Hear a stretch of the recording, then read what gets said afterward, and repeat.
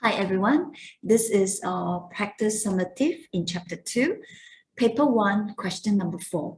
Now for 4a, we need to find the limit of this expression given as the x approaches 3. So let's find.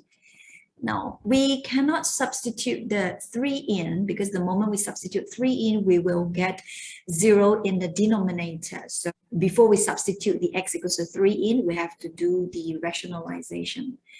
Okay, so therefore, the limit as x approaches 3 of x minus 3, 4 minus square root of 19 minus x. So we multiply with its conjugate.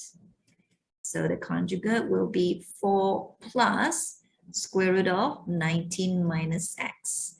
So 4 plus square root of 19 minus x.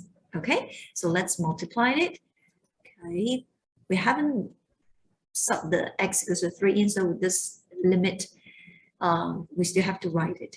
So over here, we have x minus 3 multiplied with 4 plus square root of 19 minus x. And in the denominator, we will have 16 minus square of the square. This is difference between two perfect squares. So we have 19 minus x at the bottom. So when we open up the bracket in the denominator, we will have 16 minus 19, that is negative 3. And then negative times with the negative x, we have positive x. All right, 4 plus square root of 19 minus x.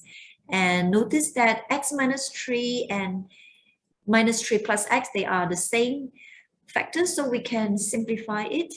And now we are safe to substitute x equals to 3 into our expression. So we will then have 4 plus square root of 19 minus 3, which is 16. So square root of 16 is 4.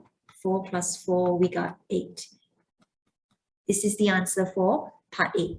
Now, let's look at part B. Now, for part B, we are given that y equals to 5 and dy by dx is kx to the power of m. And based on the first derivative formula says that when y equals to ax to the power n, our differentiation will be an x to the power n minus 1. This is what it meant by first derivative formula. Therefore, we have y equals to 5. Actually, it is 5x to the power of 0 because x to the power of 0 is 1. And therefore, from here, we differentiate the y with respect to x. So we bring down the 0 to the front. So 0 times 5x and then 0 minus 1. So we have negative 1. And therefore, we can multiply 0 with 5. So we have 0x to the power of negative 1. And then we compare with the dy dx given, which is kx to the power of m.